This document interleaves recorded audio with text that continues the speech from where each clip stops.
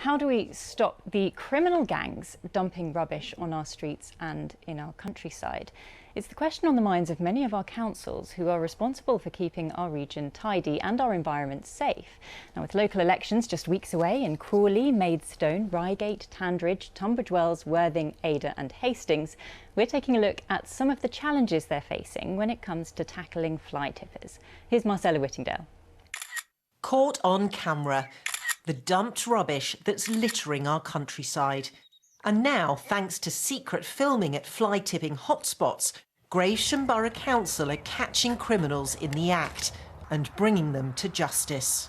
The team started about 18 months ago. Before that, there was minimal enforcement action in Gravesham. And since that time, we've issued numerous fixed penalty notices for smaller scale fly tipping, which would maybe be a couple of back sacks or something from a person's boot of their car, to prosecutions at court where we've had fines of in excess of £2,000, and in one case where a man was sent to prison for 3 months.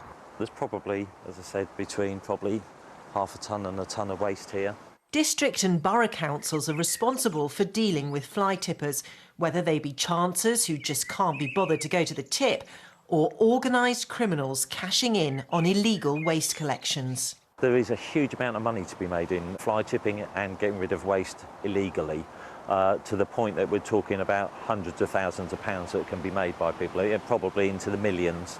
And one of the investigations we're carrying out at the moment is actually linked to an organisation which has parts to it which go throughout the UK, and we're talking about Leeds, the South Coast, all over, and it is an organised criminal gang that's also connected to other criminal activity, including stealing cars and exporting stolen goods.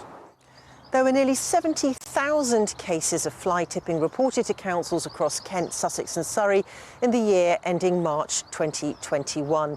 That's up 41% on the year before, but only about 4% of those led to fines being handed out. Martin Montague was so fed up with fly tippers, he set up an app so people can record and report it.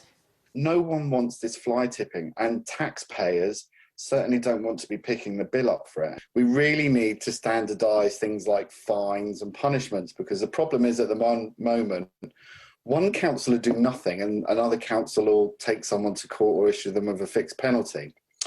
If I was to say to you, in the UK right now, 20% of councils issue no fines, do no fixed penalties.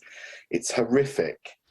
Fly tipping cost local authorities in England almost £400 million last year, and teams like Tim's are working flat out to tackle the problem. But prosecuting those that dump their rubbish across the south east remains an expensive, dirty and difficult business.